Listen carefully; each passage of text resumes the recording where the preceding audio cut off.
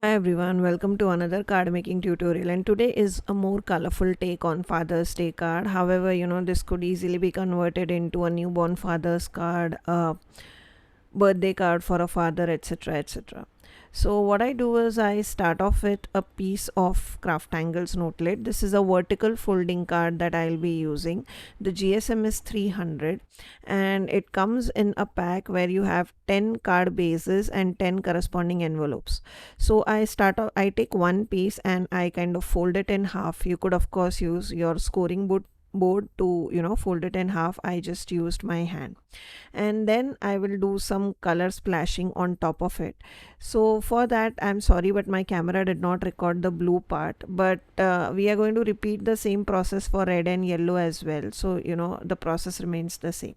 So I take one of the red watercolor. This is Soulmate by Craft Angles, and you can see I added the color on top of the block, and then I squished my paper on top of it, so it kind of creates an organic watercolor look. However, what happened was that red was not concentrated enough and it kind of blended with the blue and created a purple color.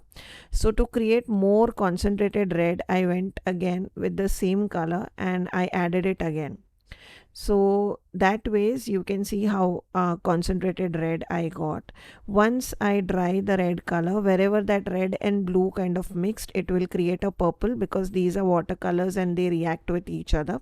And then whatever was left over on the acrylic block, I put it again on top just to create that splattered effect. So this is how it creates this effect. It's a very alcohol ink type of a uh, abstract watercolor look. Now at the bottom I wanted to add yellow, so I take another liquid watercolor. This is by Craft Angles. The color is lemon tart, and I put it on top of my card.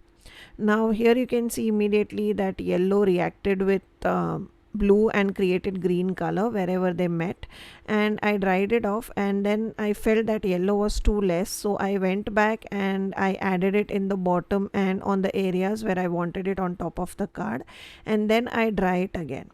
Now as always with all my videos, whatever products I'm using or talking about, they'll be linked below in the description, so be sure to check the same out in case you are interested in the store links and the product links.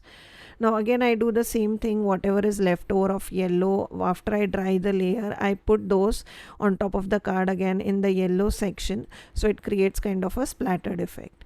And then I dry everything up and I get this beautiful organic looking pattern. You could have also just added everything on a piece of plastic, all three colors together, and smushed it together. I feel they create more of a blended look and I wanted more of a layered look, and that is why I colored it in part.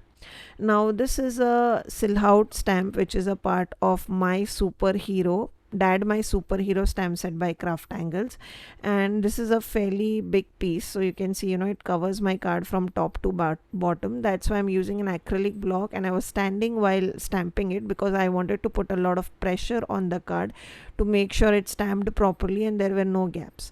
And this is how the beautiful card pattern I got.